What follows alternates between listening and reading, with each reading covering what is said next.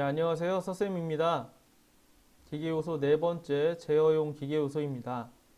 기체율 문제 분석을 토대로 중요한 부분을 강의하겠습니다. 먼저 스프링입니다. 스프링은 용수 처리라고도 하고 탄성 변형을 이용해서 바깥의 힘, 외력을 흡수하거나 완충작용을 하는 기계요소를 이야기합니다. 스프링의 종류에는 여러 가지가 있는데요. 그 중에서 우리가 일반적으로 알고 있는 코일 스프링이 있겠습니다. 일반적인 형태의 스프링의 모습을 코일 스프링이라고 하고요. 그리고 판 형태의 판을 여러 장 겹쳐 놓은 형태의 스프링을 겹판 스프링이라고 합니다.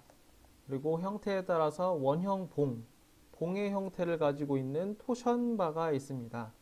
그래서 자주 출제되는 내용들은 토션바가 자주 나오고요. 그리고 판 형태로 되어 있는 겹판 스프링을 스프링 종류에서 많이 물어보게 됩니다.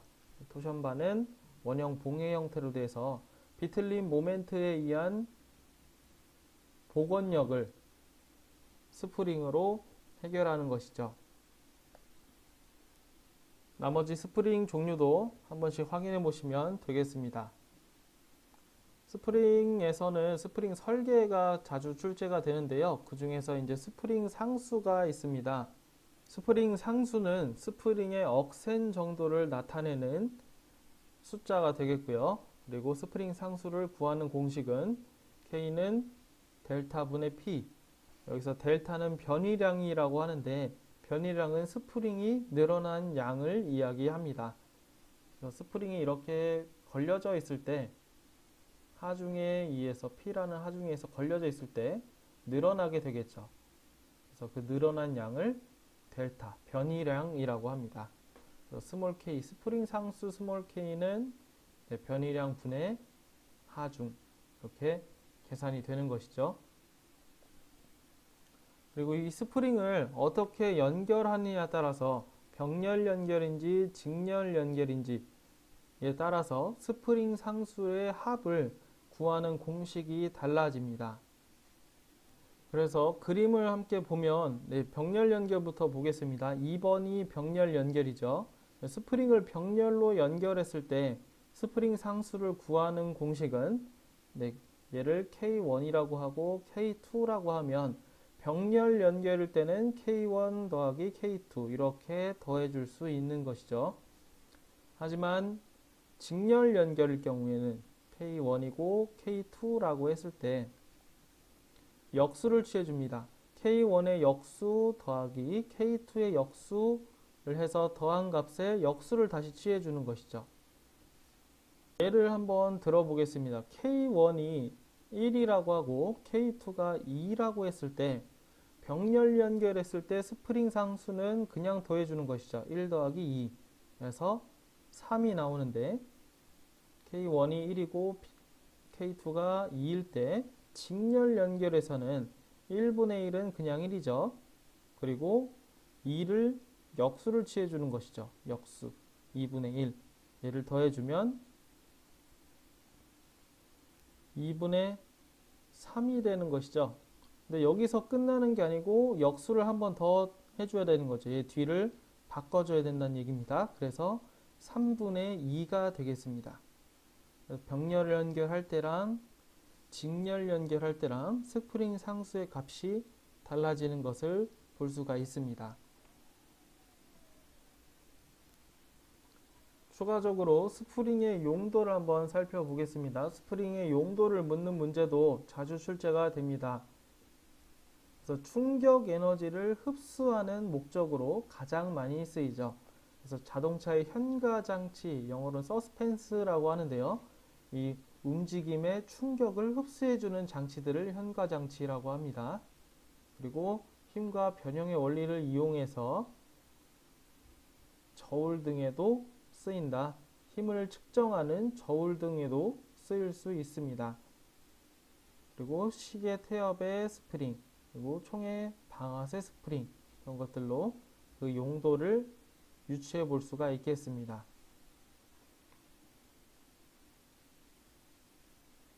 다음은 스프링 지수인데요. 스프링 상수와 스프링 지수는 다른 개념입니다. 앞서 말씀드렸던 스프링 상수 스몰 k는 스프링의 억센 정도를 나타내는 개념이었고요.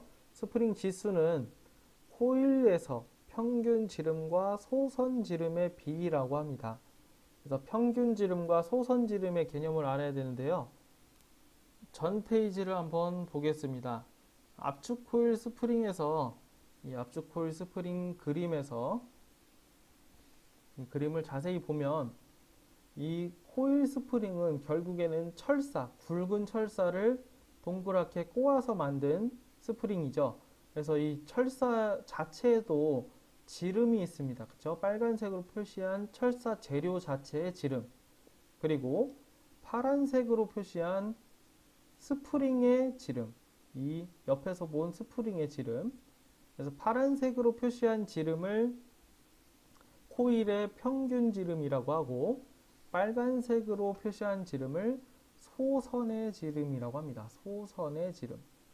그래서 코일 스프링에 쓰이는 철사의 재료 둘레라고 볼 수 있겠죠. 재료 지름, 소선의 지름, 재료의 지름으로 보면 되겠습니다. 그래서 평균 지름하고 소선의 지름의 개념 꼭 알고 계시면 되겠습니다. 스프링 지수라는 건 소선의 지름분의 코일의 평균 지름을 나타내는 것이죠. 그래서 라지 C는 스몰 d분의 라지 D 이렇게 표시할 수가 있습니다. 그래서 스프링 지수 공식은 반드시 암기해 두시면 되겠습니다. 그리고 유효 감김수, 스프링의 유효 감김수를 묻는 문제도 자주 출제가 되는데요. 권선이라고 합니다. 스프링을 얼마나 감았는지를 나타내는 공식이죠. 그래서 8pd 세제곱분의 g 곱하기 d의 4제곱 델타 이렇게 표시할 수가 있습니다. 그래서 어떤 문제가 출제되냐면 이렇게 상수들을 미지수들을 문제에 주어주고 계산해내는 문제의 유형들이 출제가 됩니다. 그런 문제의 유형을 풀기 위해서는 이 공식을 반드시 암기하고 있어야 되겠죠. 그래서 델타는 아까 말씀드렸던 처짐량을 이야기하죠. 스프링이 무게에 의해서 얼마나 늘어난 양을 이야기합니다. 그 다음은 브레이크입니다.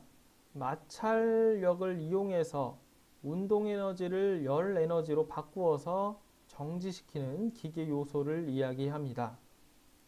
브레이크는 그 형태나 운동 방식에 따라서 여러 가지 종류가 있는데요.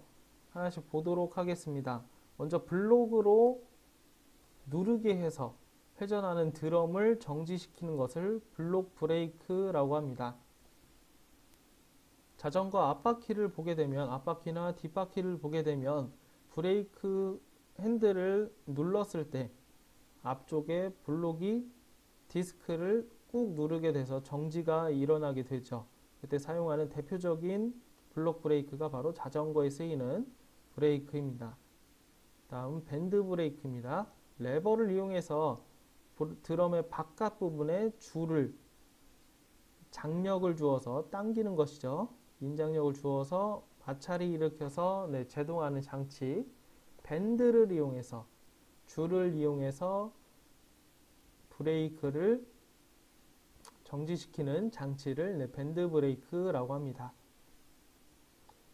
그리고 드럼 브레이크가 있습니다. 드럼 브레이크는 내부 확장식 브레이크라고도 하고 또는 내확 브레이크라고도 합니다.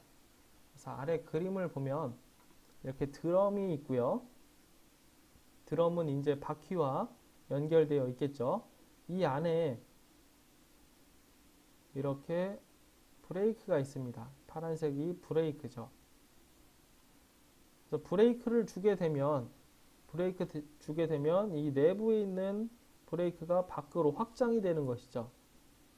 확장이 돼서 이쪽이 마찰을 일으켜서 정지를 시킬 수 있는 그런 기계 요소죠. 그래서 드럼 브레이크, 드럼이 바깥쪽에 있고 안쪽에서 브레이크를 밀어붙여서 이 마찰력으로 정지시키는 장치가 되겠습니다. 그러면 브레이크 판을 원판으로 밀어붙여서 제동하는 장치가 되어 있고요.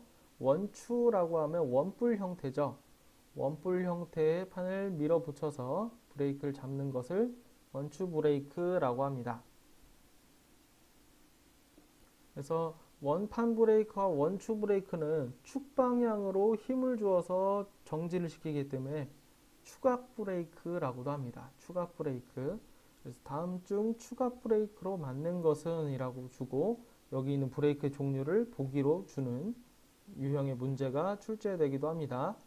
그리고 여기 자동 하중 브레이크라고 해서 하중이 일정량 이상에 도달하면 브레이크가 걸리는 그런 형태의 브레이크의 종류들을 자동 하중 브레이크라고 하는데요. 거기 이제 원 브레이크, 나사 브레이크, 원심 브레이크, 캠 브레이크 이렇게 네 가지 종류가 있습니다. 문제 내기가 용이하겠죠. 한 개를 빼고 어떤 것을 집어넣고 잘못된 것은 라는 문제가 많이 출제가 됩니다. 다음 브레이크의 설계입니다. 마찰력, 제동력이라고 하는데요. 이것을 구하는 문제가 자주 출제가 됩니다. 그래서 마찰력 F는 뮤P라고 하는데 뮤는 마찰계수를 이야기합니다. 숫자입니다. 그리고 P는 브레이크를 밀어붙이는 힘, P. 그래서 R분의 T 또는 D분의 2T 이렇게 표시할 수가 있습니다. 그래서 중요한 것은 여기까지죠. F는 뮤P 그리고 이것도 암기해 두시면 되겠습니다. F는 D분의 2T T는 토크죠. 토크.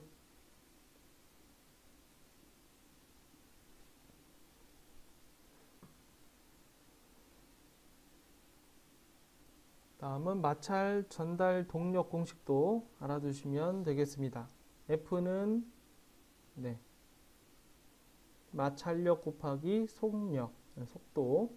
그래서 전달 동력은 FV라고 하는데 F는 아까 말씀드렸죠. 마찰력은 뮤P라고 했죠. 마찰 계수 곱하기 밀어붙이는 힘. 이 뮤P가 여기에 들어간 것이죠. 그렇죠? 그래서 노란색 부분까지 암기해 두시면 되겠습니다.